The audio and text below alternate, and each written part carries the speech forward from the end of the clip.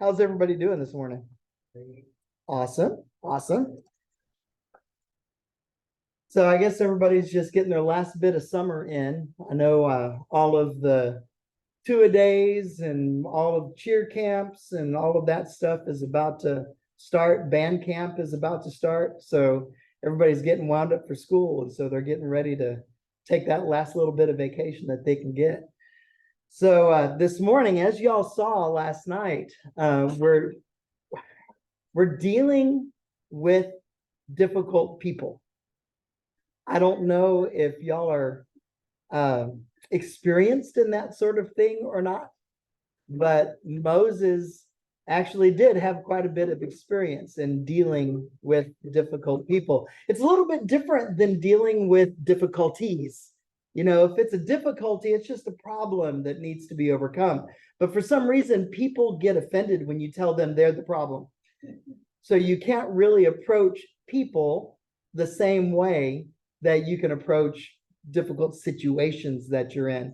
And it's really fitting, I guess, because I was getting this lesson ready, and it seems this week everybody who called me on the telephone was giving me a hard time about something.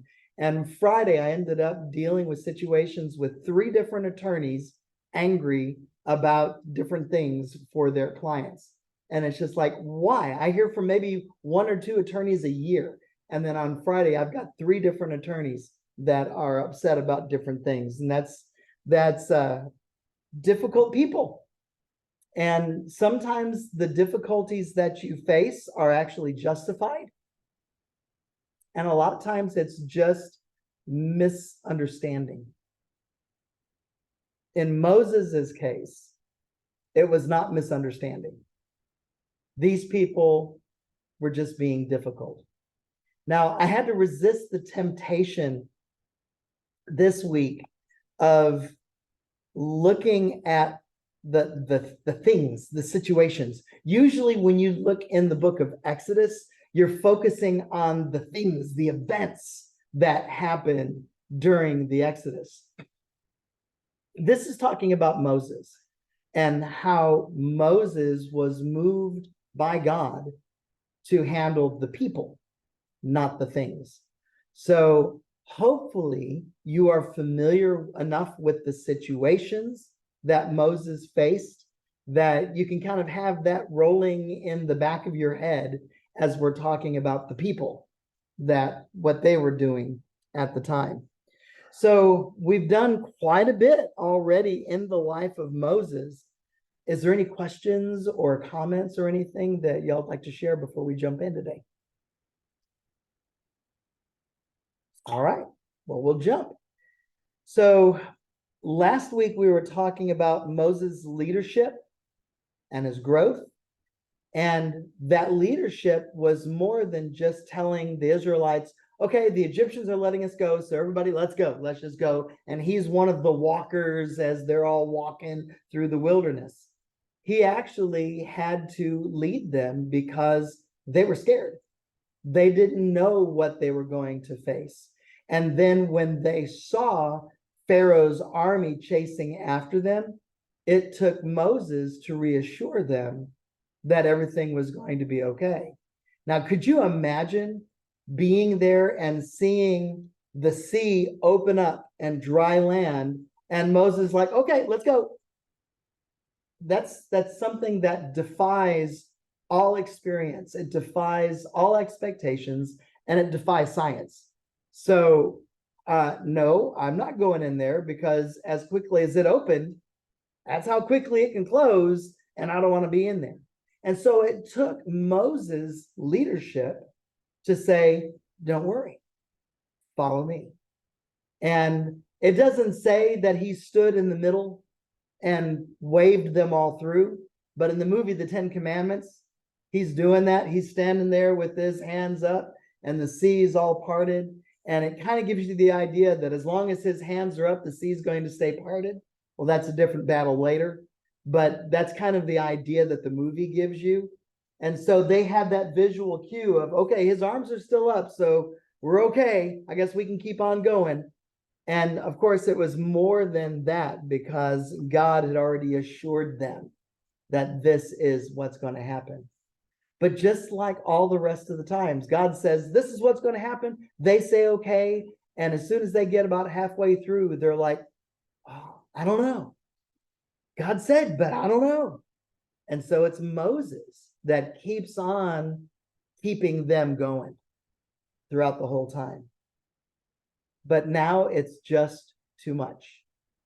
There are grumblers. The Bible calls them murmurers. And the Hebrew word is a really cool word because it sounds, the word itself sounds like the buzzing of bees, just going, just that constant droning, that constant grumbling, the murmuring that's happening under everybody else.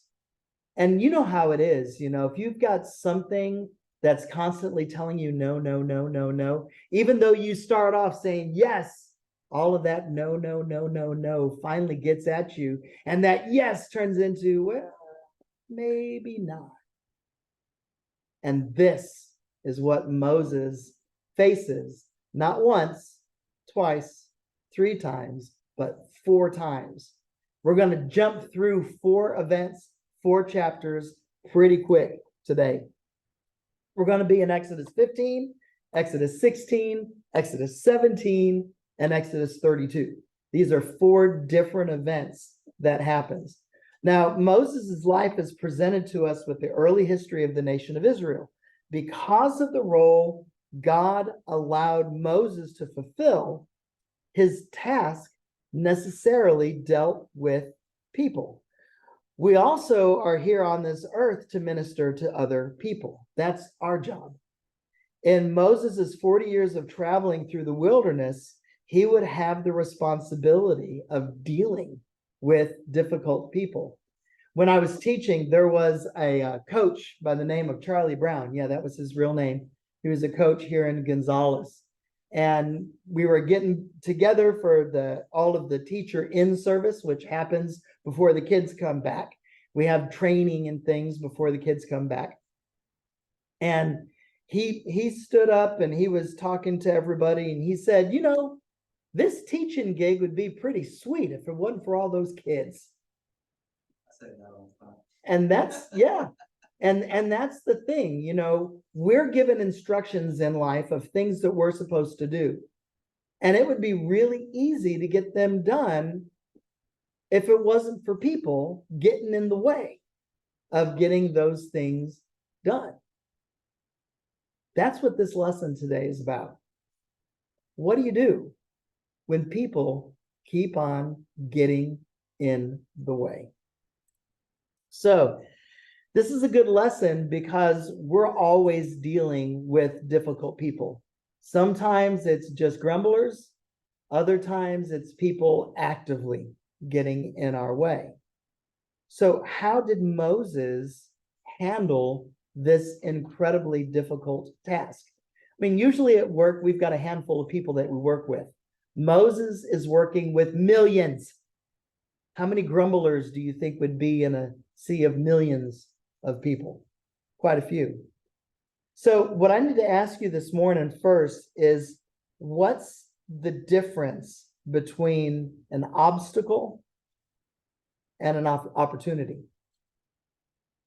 Obstacle is something you get like, well, done, versus you come up on something that same instance and you're like, okay, well, how can I address this if it's an opportunity? Absolutely. Yeah. Now, one of the things that I say a lot is adapt and overcome. Adapt and overcome, because we're always faced with some sort of obstacle. But like I said first, it's usually a thing that we have to overcome. Okay? With people, though, you can't always break and remake them and mold them the way that you want them to be. If it's a thing that you're working with, you can force it to do pretty much what you need it to do. But the difference when you're dealing with people is our attitude. Okay? The difference between an obstacle and an opportunity is our attitude. Every opportunity has a difficulty. And every difficulty has an opportunity. Now, if you approach it with the different attitude of, instead of how can I do this, change it to how am I going to do this? So it's a little bit different, and you've already kind of claimed the victory. I am going to do it. So now the question is, how am I going to get there? Well, now it's a puzzle to solve instead of a mountain to climb. And so you can approach it differently. Now we're going to look at 4 of Moses's difficulties. Exodus 15 is about the waters of Marah. So when you have a Bible that has chapter headings, you'll see at the heading of chapter 15 there, the waters of Marah. Then Exodus 16 is manna in the wilderness. Exodus 17 is water from the rock. And then Exodus 32 is the golden calf. Now, we should be kind of familiar with these stories already. The waters of Marah, they're all thirsty. They get there. What are we going to drink? Oh, here's some water. They go to drink it, and it tastes nasty. It's bitter and most likely poison. So God tells Moses to touch the water. He touches the water, and it all becomes clean and drinkable. Okay, that's the situation there. Manna in the wilderness. They're all starving. They've run out of food. What are we going to eat? You're going to expect us to eat these stones? Moses prays, and manna falls from the sky during the night. They go out, pick up all of the manna, which there's really no good word for it. Manna is one of those words that there's really no translation. So they call it God bread, heaven bread, angel bread. We really don't know what it is, but it was something that they could collect and eat. And if they didn't eat it all, they were told to throw it away until the next day. If they tried to save it, it would turn rancid and moldy just overnight. So it wasn't something that they could store up. They had to eat what was provided until they were full and just leave the rest. Water from the rock, again, another thirst situation. They're out in the wilderness. They've run out of water again. God tells Moses to speak to the rock, and water flows, and they have something to drink. And of course, the golden calf. Moses goes up to get the 10 commandments, and while he's up there, his brother Aaron says, hey, we need to have a festival for God, so let's make a golden calf. Let's worship it and sacrifice to it. While Moses is away, the people fall back into the pagan ways of the Egyptians. Okay, so those are the 4 situations. So difficulties in life. When we talk about Exodus 15, then Moses led Israel from the Red Sea, or the Sea of Reeds, and they went into the desert of Shur. For 3 days, they traveled in the desert without finding water. And that's about the limit. 3 days without water, that's it, okay? When they came to Marah, they could not drink the water because it was bitter. That's why the place is called Marah. The word Marah means bitter. So the people grumbled against Moses, saying, what are we to drink?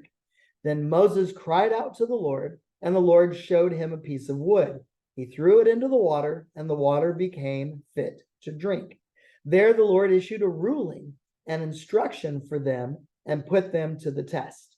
He said, if you listen carefully to the Lord your God and do what is right in his eyes, if you pay attention to his commands and you keep all of his decrees, I will not bring on you any of the diseases I brought on the Egyptian, for I am the Lord who heals you.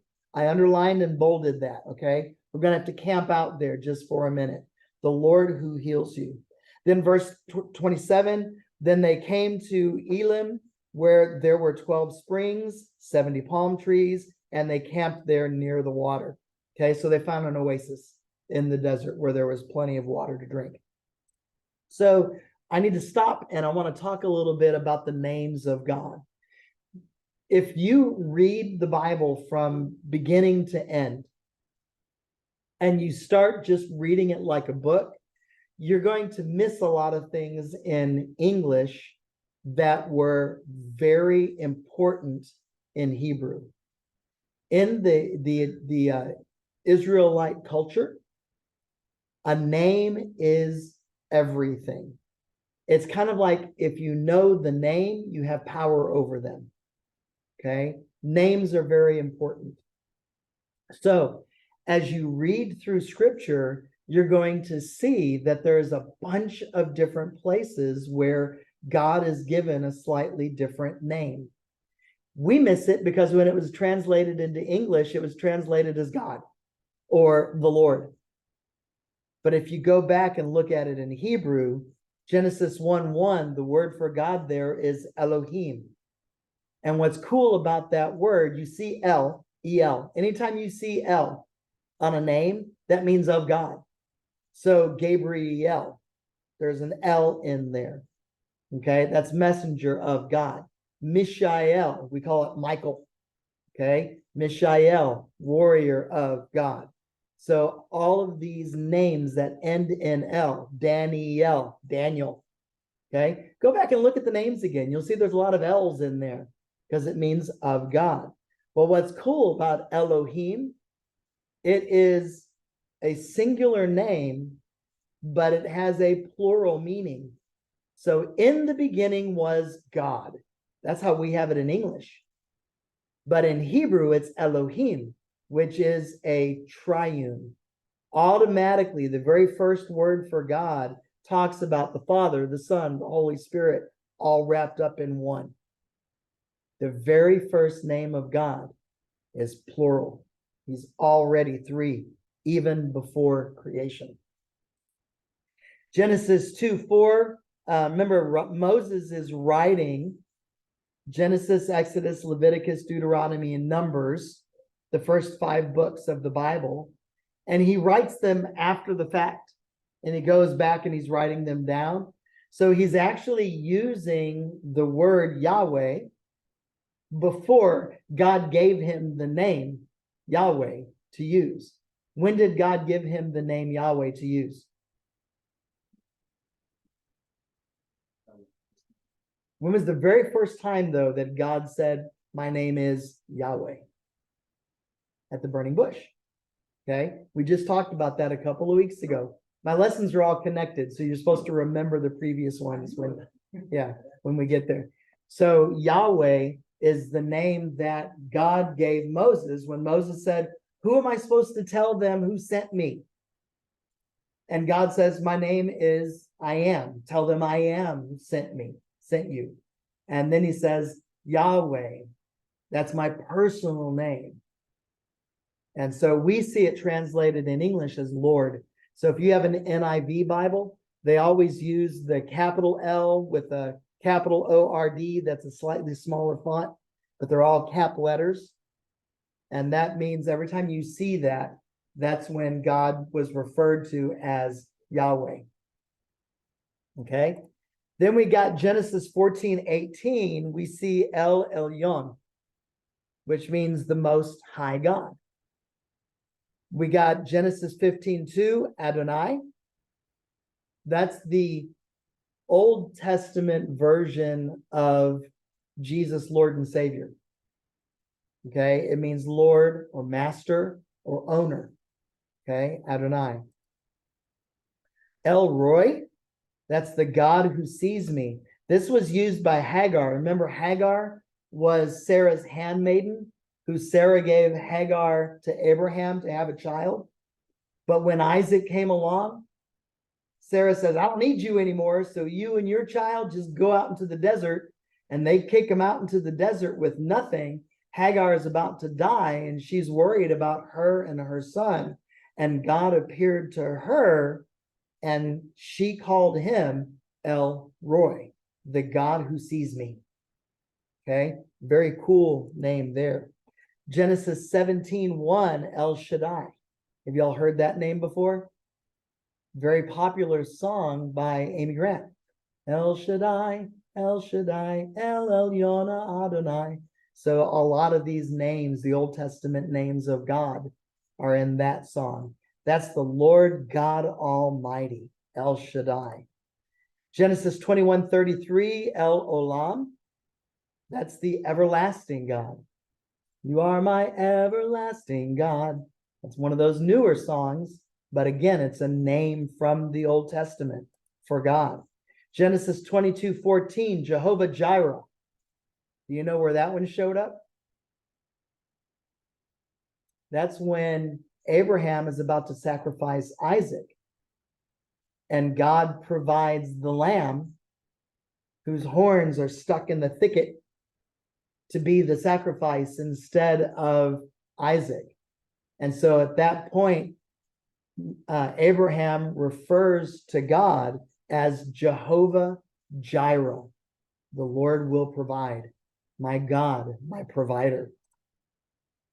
Exodus 15:6 is this one here that we were just talking about. And this is Jehovah Rapha. Okay. Jehovah Ropha, sometimes it's called. Jehovah Rophi, sometimes it's called. But it is my God, the healer. That's where we get the idea of the great physician. You ever heard God called the great physician? Okay. It comes from this, the Lord who heals you. And so when we were talking about right here in Exodus 15:26, if you listen carefully to the Lord your God and do what's right in his eyes, if you pay attention to his commands and keep all of his decrees, I will not bring on you any of the diseases I brought on the Egyptians, for I am, his name, Jehovah Rapha, the Lord who heals you. The problem with this verse, who was this verse given to? Who is it spoken to? Who is Moses speaking to?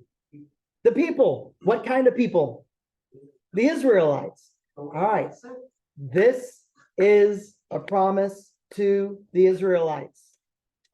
He's the one who heals you if they weren't sick or anything. Were they? Some were, but just like what he's saying here is a conditional statement, though. If you do these things, It's like, I'm gonna keep you safe because they're sitting there wondering, like, okay, there's this water, like, we need to drink. exactly.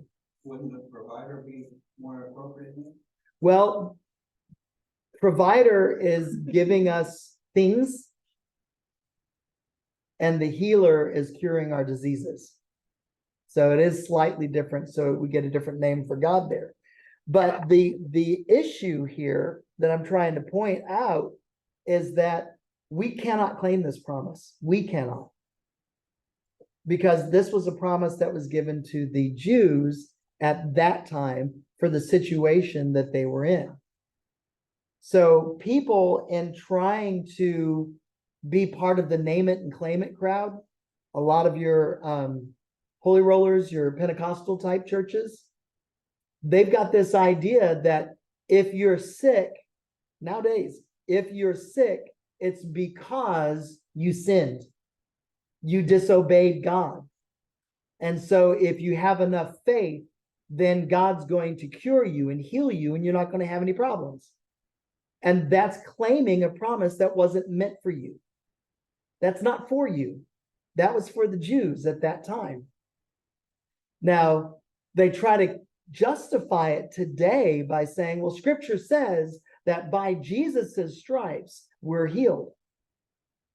But that's not a promise for now. That's a promise for heaven. So we've got the promise in the past to the Jews, and then we've got the promise for the believers in the future. But where does that leave us? In the now. Doctors. And God does still work miracles today. If he wants to heal you, and it will bring him glory, or bring people to a believing faith in him, then yeah, he might do a miraculous healing today. But he does it because he wants to, not because he's obliged to. In the Old Testament here, where God gets the name Jehovah Rapha, he's obliged there, because now we've got a conditional statement. if you do these things, then I will heal your diseases. I will keep you from getting any of these plagues that we brought on the Egyptians. Okay, so that's a little side note that I wanted to bring out this morning. It's very important. Now, there's two sides of the coin when difficulties arise. Just like I said, every opportunity has a difficulty and every difficulty has an opportunity. Okay, that kind of thing. Oftentimes, difficulties are used by God to teach us and to mold us. God uses those difficulties to help form the nation of Israel. If everything just came easy to them when they got to the place that they were going, then they'd be just spoiled brats. They'd be entitled people, and they wouldn't have to work for anything. And because of that, they would fail in the future. Like the way that we raise our children. If we raise our children entitled, we shouldn't be surprised when they grow up that they can't function on their own. So he's trying to teach the Israelites by bringing them difficult situations so that they can learn how to adapt and overcome as they cross these small difficulties, because God knows what's in store for them once they get to the promised land. Yeah, the land is promised, and you're not going to just walk in and lay on a couch. You're going to have to fight wars in order to get what I have told you you can have. Do you understand that? Because, yeah, it's a promised land. Yes, it is promised. And God gave them that land because God owns the earth. God can give you what he's going to give you. But that doesn't mean you're just going to walk in there and say, okay, this is mine, and lay down. That's very important. Notice that if statement in verse 26. If you listen carefully to the Lord, if you follow his decrees. This is a conditional statement. So God uses the difficulty to teach the nation obedience. Because what's the other side? If you don't listen, if you don't obey, then what happens? He's not going to protect. He's not going to keep them from getting the plagues. He's not going to keep them healed. That's what he's trying to teach them. So he's trying to teach them obedience, and if they obey, then these great things are going to happen. In addition, difficulties often come as a result of this fallen world. Just because we're in this broken world, we're going to be faced with bad things. So it's not always, why is God punishing me? Which that's usually where people go. Something bad happens. God, what did I do to you? Well, it's not you. It's not always about you. This is a broken world, and we're in it. We're part of this broken world. And we have sin nature on us that was given to us by Adam. It was passed down to us. Because of that, we're going to have difficulties. For the child of God, difficulties provide opportunity for spiritual growth. And there's many times that we can't see the reason for the challenging times. We usually don't see it until we get through it and we look back on it and we're like, oh, yeah, that was tough, but now I see how God did this and this and this. Looking back on it, right? Hindsight's always 20/20. Okay? Notice this though. These difficulties that the Israelites are facing came after they're following God. They followed God out of Egypt, and they followed God 3 days into the wilderness. They're following, and now they're met with thirst and nothing to drink. So they were following God, and still this difficulty came. Here's another one. This difficulty came after following victory. They had just crossed the Red Sea. They just saw God wipe out the Egyptian armies, the strongest army on earth. And God just ground them all. They saw this victory. They were part of this victory. And now they're met with thirst and nothing to drink. God, what did I do wrong? No, you followed me. It's cool. I'm victorious. Yeah, it's cool. So why don't we have anything to drink? You see what I'm saying? Here's the other part. It comes following progress. They were following in faith. And they were headed in the right direction to get to the promised land. And they're still met with thirst and nothing to drink. So you see that these are not punishments. This is not, you're doing evil in my sight, so I'm punishing you by not giving you water. But that always is our first response whenever we're met with difficulty. And that's not what it's about. This one, though, it did come following the flesh. They quickly forgot the Passover. Remember, they had just saw all those plagues hit Egypt. They had just seen the Egyptian firstborn sons die. Their firstborn sons were preserved. And they were able to leave Egypt after that miracle. But apparently they forgot that God is this powerful. They forgot the Sea of Reeds. This is only a few days later. They just saw this miracle that has never happened on the face of the earth before. And they're like, oh, what are we going to drink? We've got nothing. How quickly they forget. Taking God for granted? Always. Don't we? So they lodged their complaint to Moses. What are we going to drink? What are we going to eat is what they say in chapter 16. Chapter 17, give us more water. So they're complaining against Moses every time. So think of the situation in a practical sense. A few people always coming back. Or maybe a mob scene where we've got hundreds of people now that are coming against Moses, threatening to stone him to death because he led them out there into the desert and didn't give them enough food and water. So look at that. Are we there yet? When are we going to get there? I have to pee, right? We can relate. And this is Moses just getting tired of all of these complaints.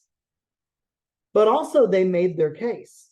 Exodus 16:3, the Israelites said to Moses and Aaron, I wish we died in Egypt. Did you bring us out here to die of hunger? That doesn't sound like people that saw miracles. They did. And yet this is the complaint that they're bringing against Moses. In chapter 17, the Israelites were thirsty, and they said to Moses and Aaron, did you bring us out here to die of thirst? It's the same kind of question. Did you bring us out here to starve? Did you bring us out here so that the Egyptians could kill us? It's kind of sarcastic, the way that they're asking Moses and Aaron these questions. Even God got the message, because he tells Moses later in chapter 32, these are a stiff-necked people. He even goes so far in this verse here to tell Moses, I'm just going to kill them all now. And I'm going to build a great nation out of you. That's that same promise that he gave Abraham, right? I'm going to build a great nation out of you. So now he's telling Moses, I'm going to kill them all. And I'm going to build the great nation out of you. Man, they didn't have that in the movie. But Moses' response, this is really important, because God told this to Moses not as an empty threat. It's not like God said, I'm going to kill him, and he changed his mind. God does not change his mind. God makes these kinds of statements in order to spur people into the action that he knew that they were already going to have. God told Moses, I'm going to go ahead and kill him, because he needed to provoke a response in Moses. Moses cried unto the Lord. Okay, that's not boohoo cry. Okay, he calls out to God with great passion for the people. Exodus 15:3, he cried out unto the Lord. Exodus 17:4, and Moses cried unto the Lord. And Exodus 32:11, and Moses sought out the Lord. Okay, so he does these things in order to get Moses to do the next step. Y'all, when we're faced with difficulties, what are we supposed to do? Complain? Pray. This is what he's teaching Moses. Remember, Moses knew the Old Testament God from the stories that was given to him by his parents. But he didn't know God personally. And so God's having to teach Moses. Moses, I expect you to be a leader. You're rough around the edges. I need to knock off those edges so that I can turn you into who I need you to be as a godly leader. When we're met with these difficulties, it's so that God can knock off the edges that aren't looking like Jesus. This is what Moses is learning how to do. Moses cried out to the Lord, and then it says that he cared for the people. In Exodus 15:25, the first time they were thirsty, Moses requested from God water for the people. In Exodus 16:8, God told Moses what to do. Moses went to the people and said, okay, this is what God said to do. Go out every morning and pick this weird white stuff off the ground. Eat it. You're going to get full. But don't save it, because it's going to rot. Okay? So he teaches them. And then in 17:4, again, no water, Moses goes to God and says, okay, God, now I know you do this. You've done it before. How do you want me to do it this time? So he goes and seeks out the Lord for advice on how to deal with these people. Moses had to control his own feelings during this. Over and over, the people are murmuring, coming back to him with the same thing again and again and again. Moses didn't lash out. Boy, I know, driving on long road trips with the boys kicking the back of the seat, and they're saying, when are we going to get there? I'm hungry. I'm thirsty. I'm like, stop it. Quit crying. You know, just kill him. I mean, Moses never said it. So Moses didn't lash out.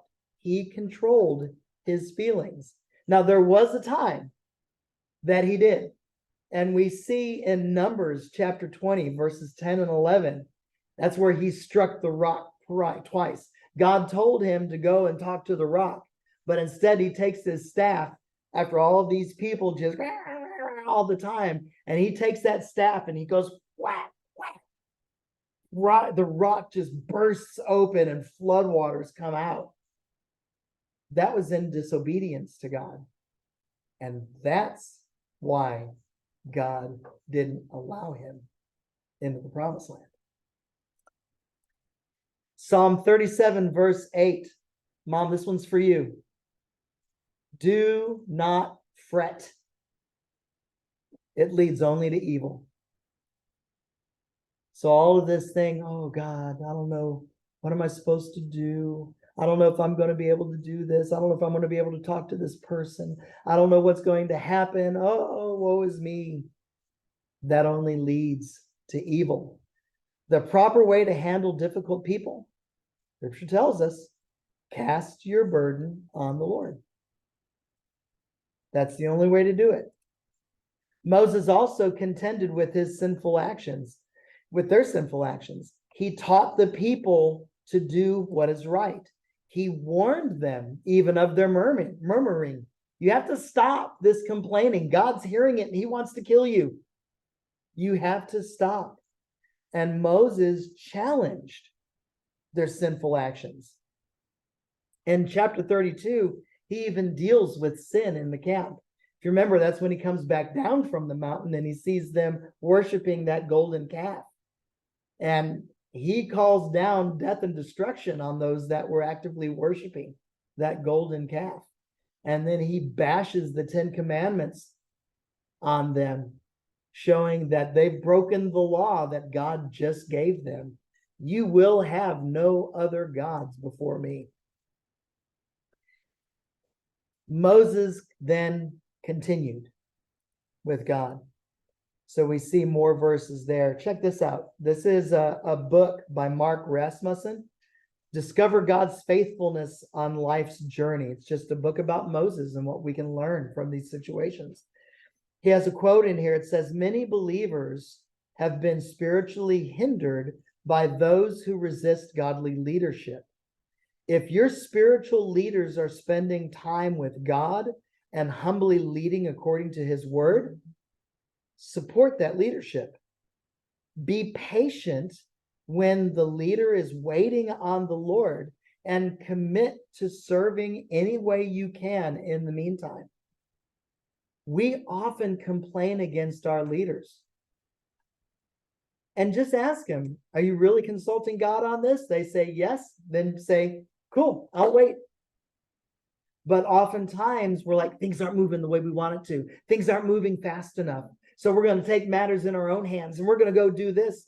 And we usually end up screwing things up because we get out ahead of God and we get out ahead of our leadership. So trust your pastor, trust your elders. If they give you instructions, follow the instructions and trust that God put them in this position for that particular purpose. Be patient. That's our hardest difficulty. Be patient. Commit to serving in any way you can in the meantime. So this goes right along with Henry Blackaby's experiencing God. Don't create something new to do for the Lord. God's already working. Seek out that work and then join him in that work. That way you're always part of the winning team. Okay? C.S. Lewis wrote The Lion, the Witch, and the Wardrobe, Chronicles of Narnia. He also wrote the Screwtape Letters. It's a discussion between God and Satan. Pretty cool. Life with God is not immunity from difficulties, but peace in difficulties. That's huge. We think that just because we're a believer and if we do everything right all the time, then life is going to just be a bowl full of cherries. It's going to be perfect. No difficulties at all.